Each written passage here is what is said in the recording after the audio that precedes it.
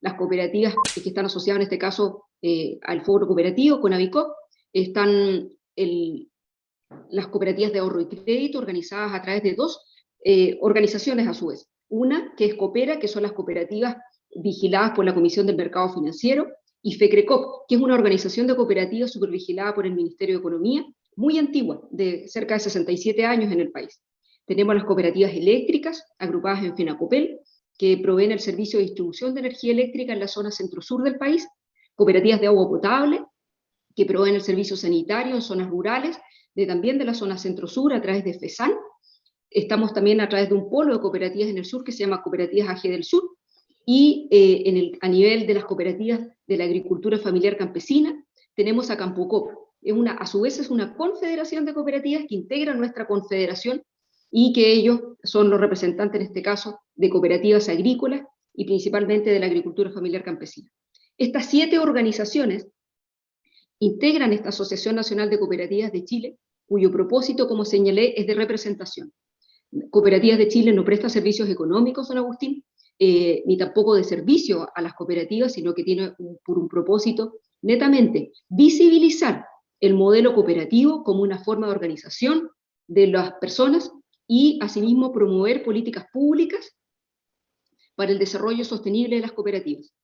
En este sentido, nuestra Asociación Nacional de Cooperativas de Chile, desde hace tiempo, a través de las organizaciones que la integran, porque si bien asociaciones es reciente, del 2018, las organizaciones que la integran tienen mucha más larga data,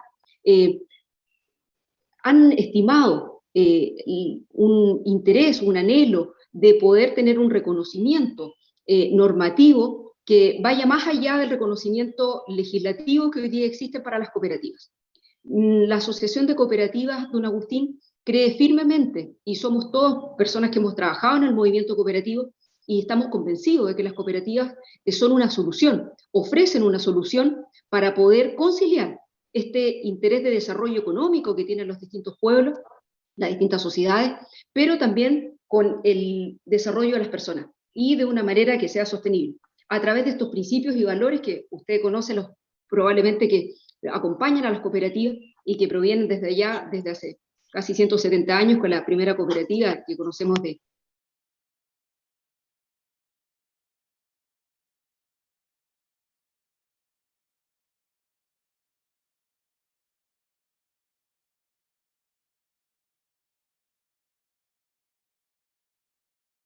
entonces, para que las personas puedan desarrollarse con valores y principios que son más acordes a las necesidades actuales de las personas. En ese contexto, nosotros como Asociación de Cooperativas promovemos el movimiento cooperativo y creemos que para que tenga una adecuada institucionalidad, esto tiene que partir en nuestra Carta Fundamental.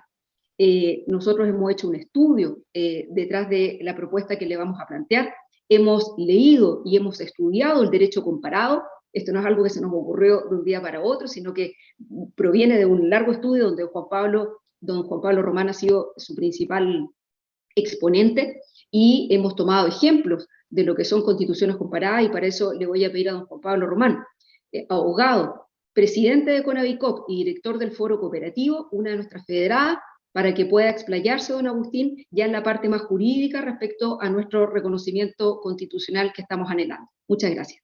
Don Juan Pablo, por favor. Gracias, Jimena. Muchas gracias, don Agustín, por aceptar esta reunión con usted.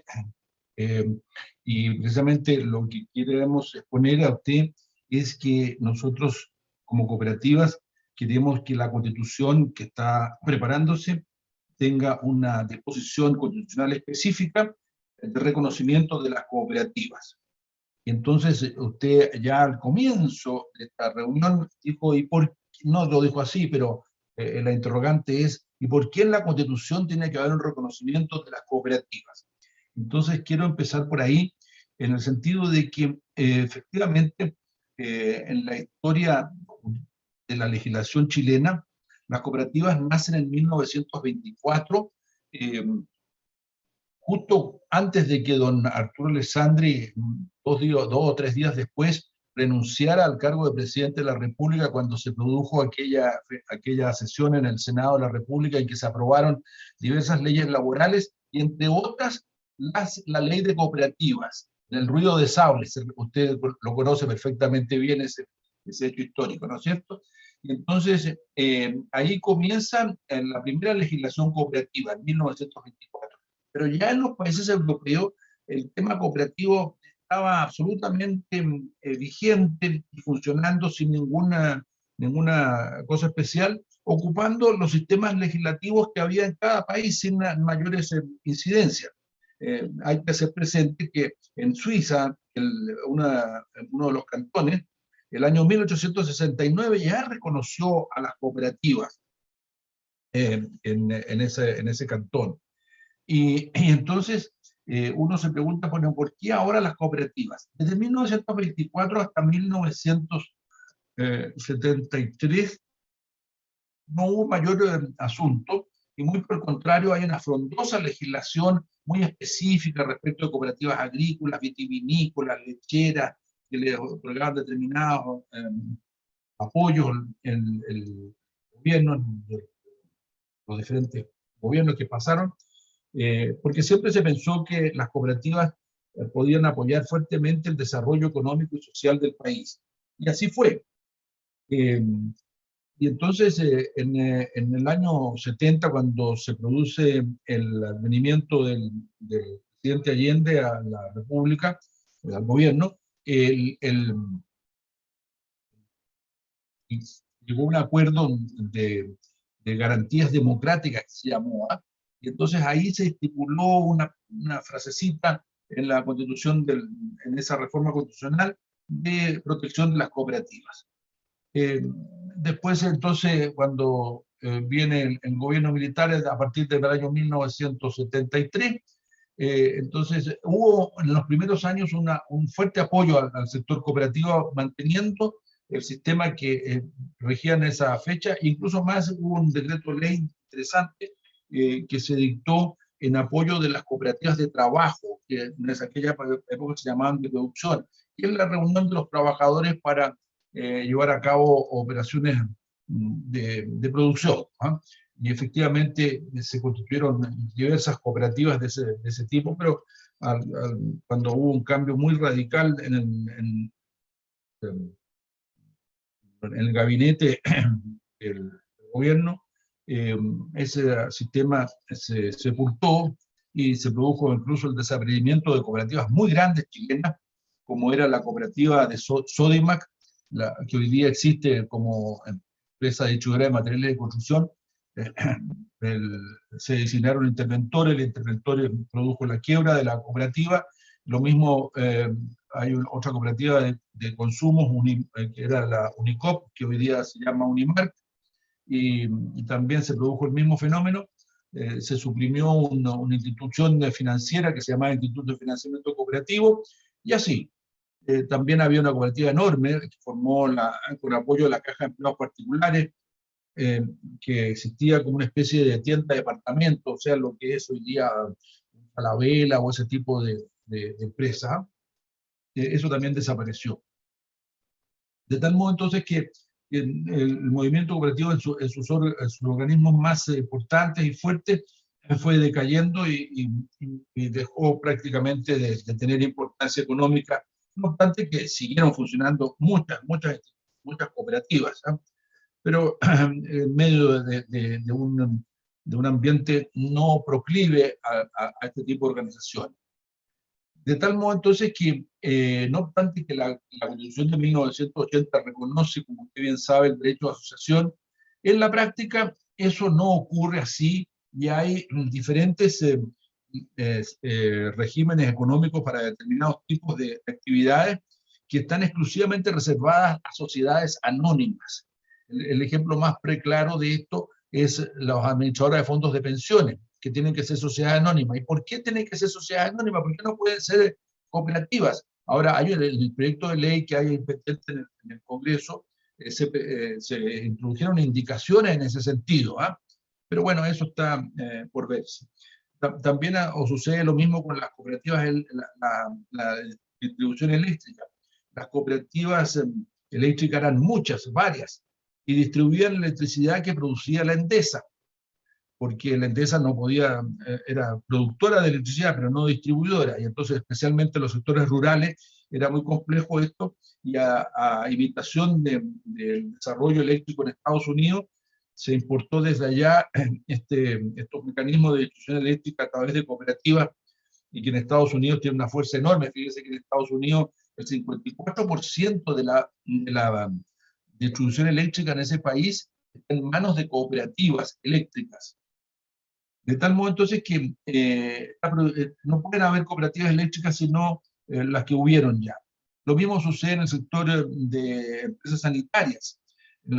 Existen cooperativas de agua potable, debo haberlo escuchado de vez en cuando, pero esas son solamente pequeñísimas instituciones especialmente autorizadas en el sector rural. Pero ya en el pueblo un poco más grande o en ciudades no hay ninguna posibilidad porque tienen que ser sociedades anónimas.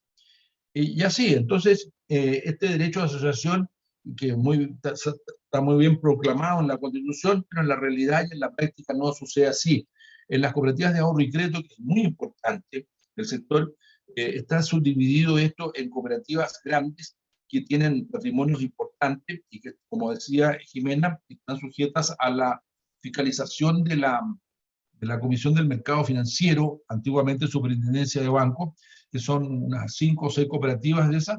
Esas cooperativas no pueden tener ninguna, es decir, las operaciones bancarias no las pueden realizar, están sujetas a muy pocas actividades. No obstante, tienen la posibilidad de tener la garantía del Estado en caso de insolvencia. Pero como son muy grandes, ese evento está muy alejado. No obstante, hay unas 45 cooperativas de ahorro y crédito pequeñas o medianas que no tienen esa garantía del Estado.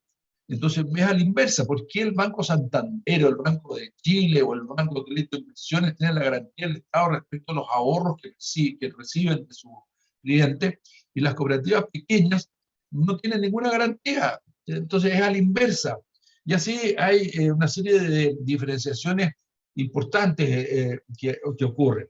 Entonces, eso es una primera razón por qué existe esto. Entonces, tendríamos que interponer recursos de protección para que pudiéramos igualar a las cooperativas. Entonces entraríamos en una guerra nacional, y que no es el ánimo de las cooperativas ni de su gente entrar en este tipo de discusiones. De tal modo entonces que nosotros pensamos hace tiempo atrás ya diciendo, mire, lo que importa es que si acaso la Constitución reconoce a las cooperativas como una entidad igual o del mismo tipo que cualquier otro tipo de empresa, por el hecho de llamarse cooperativas, ¿por qué tienen que estar diferenciadas respecto de otros tipos de empresas? Cuando en el resto del mundo eso no es así. Usted con sus ancestros italianos, ¿no es cierto? En Italia las cooperativas de trabajo, las cooperativas de consumo son fundamentales. Los que hemos tenido la oportunidad de estar ahí en Italia, hemos ido al supermercado y entonces uno entra al supermercado cooperativo. Y así, entonces yo estaba en departamentos construidos por cooperativas de vivienda en Roma, en fin, o en Milán. Entonces, es una cosa que uno no logra entender esta situación en nuestra modestísima república. Entonces, esto es lo que nos llevó a nosotros a plantear esta necesidad y esta importancia. Pero no solamente por estas diferenciaciones. Nosotros pensamos que las cooperativas son una empresa importante, que no tiene por qué tener diferencias de ninguna naturaleza con otros tipos de estructuras económicas o societarias al interior. Entonces, la diferenciación que se formula en el hecho, no en el derecho chileno, sino que es muy, muy fuerte y muy grave. Y por eso es que nosotros pensamos que debieran igualarse esto, y si la Constitución reconociera esto, podría ser un avance muy importante socialmente en Chile, y no solamente desde el punto de vista social, sino que económico. Usted bien sabe que las cooperativas tienen este sistema democrático al interior de las organizaciones, un voto por persona. En consecuencia, la distribución del poder al interior es muy importante. Entonces, cuando aquí se habla de la inclusión social y de la dignidad y la acumulación de poderes en el sistema económico, Bueno, en Europa, ¿por qué no sucede eso? Porque hay unos porcentajes enormes de la economía de los países europeos en manos de cooperativas. Piense usted que en Francia la agricultura, los agricultores están fuertemente, lo mismo sucede en Holanda, asociados a cooperativas. Uno de los bancos más grandes del mundo, el Crédit Agricole. ¿De quién es el que lo controla? Se preguntarán. Hay un señor, un francés, ahí con un apellido francés que pueda, o un grupo de familias que lo controlen. No, está en manos de las cooperativas agrícolas francesas. Y lo mismo pasa con aquí hubo un banco en Chile holandés que estaba en manos de las cooperativas agrícolas holandesas. Y así sucesivamente, entonces, la, la, la democracia económica que se produce espontáneamente, sin necesidad de generar grandes problemas en el control de las empresas, se ha desarrollado pacíficamente en Europa, y en Estados Unidos y en Canadá, para qué le voy a decir también, en una forma muy sensata y muy de sentido común, como es el desarrollo de las cooperativas. De tal modo, entonces, que por eso es que nosotros estamos pensando que la fórmula más específica es un reconocimiento que se pudiera formular.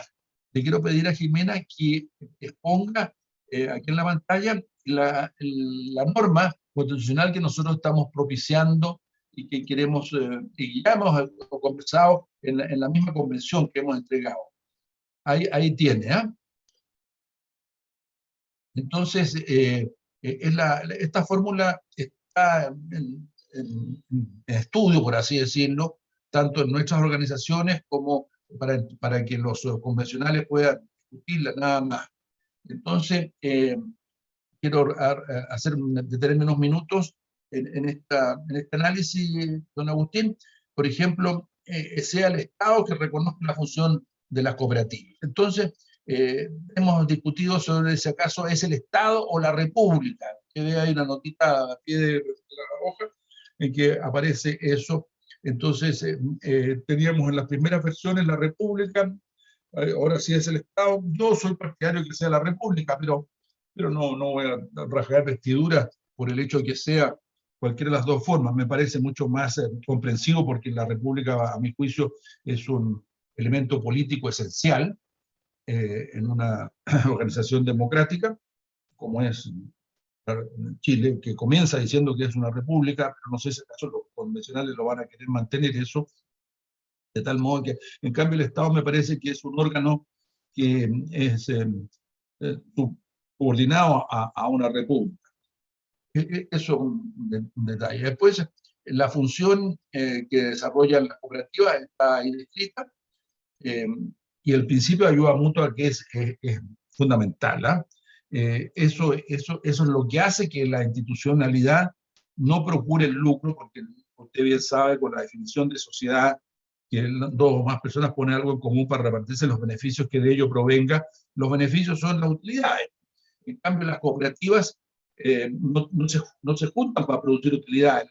Los socios de las cooperativas se reúnen para mejorar sus condiciones de vida, como dice el artículo 1 de la ley de cooperativas. Entonces no buscan la utilidad, la rentabilidad de sus aportes, sino que quieren los socios de una cooperativa de vivienda. Mire, nosotros queremos vivienda, no nos interesa que nos renten nuestros ahorros que vamos a poner. Entréguenme una casa, hagamos casas o departamentos, en fin. Los lecheros pasan lo mismo. Nosotros no queremos, vamos a pagar la leche, que nos paguen buenos precios por la leche, y ustedes hagan la operación interna de la cooperativa, se sobró plata, la tienen que devolver, porque por eso me devuelven eso es lo que llamamos el retorno de los excedentes que inventaron esos cooperados a los cuales se refirió Jimena allá en Rochdale en el año 1848, cuando fundaron la 44, creo que no me recuerdo bien, la primera cooperativa. Entonces, la verdad, don Agustín, es que esta definición, así como está ahí en la pantalla, es suficiente para que nosotros pudiésemos decirle a los legisladores: miren, ustedes no puedan hacer diferencia entre sociedades anónimas eléctricas y sociedades anónimas o cooperativas eléctricas. No pueden hacer diferencia entre administradoras de fondos de pensiones a sociedades anónimas y entregarle prácticamente el monopolio de esta administradora a estas instituciones, y por qué no también pueden ser las cooperativas. Imagínense que los excedentes que habrían producido podrían haber sido revertidos a las cuentas de ahorro y así sucesivamente. Lo mismo pasa con las de agua potable y en fin, en todo orden de cosas. Como decía Jimena, yo soy presidente no de la cooperativa, sino presidente de un consejo de administración solamente, y que administra esta cooperativa con Avicop. Hemos construido a lo largo de nuestra existencia, don Agustín, más de 45.000 viviendas, muchas de ellas en su región, en la quinta región. En este momento estamos entregando viviendas ahí en Villa Alemana, en un conjunto habitacional grande, que hemos denominado en homenaje a uno de nuestros más excelsos novelistas, don Alberto Blesgana. El conjunto así se llama, Alberto Blesgana. Estamos entregando viviendas ahí en Villa Alemana en estos mismos instantes a nuestros socios, a la cooperativa. Y entonces, esto no es una inmobiliaria que esté controlada por nadie en particular. Yo no tengo más que un modestísimo aporte para ser socio de la cooperativa y tener la calidad de consejero, pero no tiene ninguna otra significación. Entonces el control de este tipo de instituciones es así. No quiero alargarme más porque se nos va a cumplir la hora y para que usted nos pueda hacer todas las preguntas que tiene conveniente, don Agustín.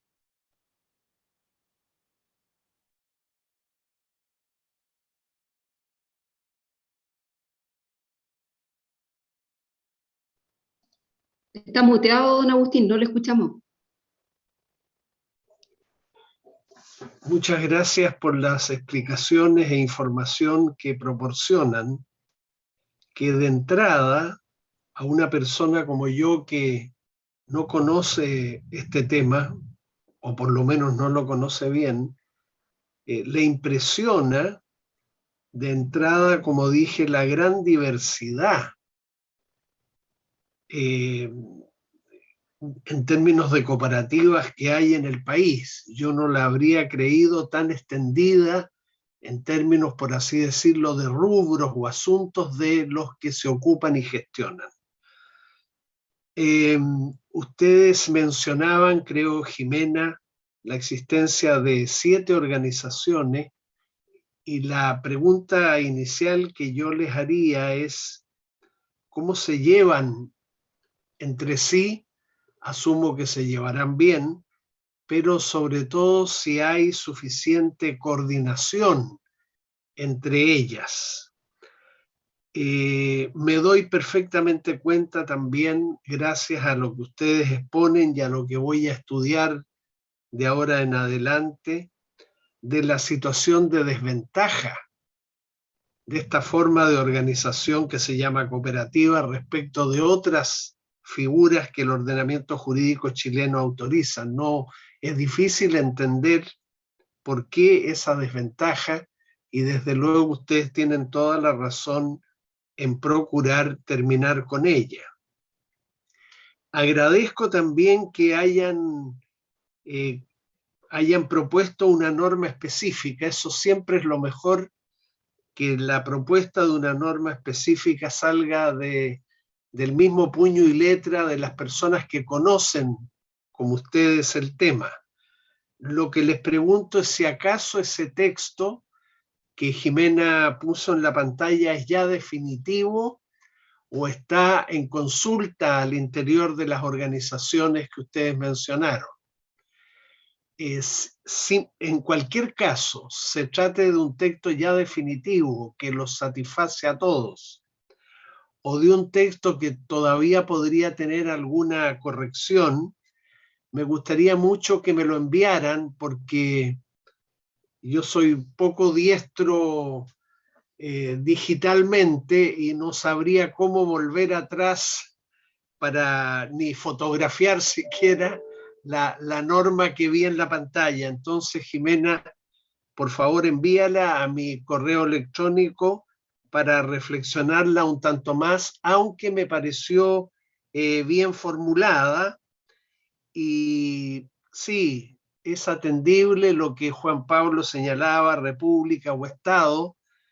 Yo creo que la constitución próxima del país se va a llamar de nuevo Constitución Política de la República de Chile, obviamente porque la palabra república ahí tiene un sentido que va más allá de lo opuesto a monarquía.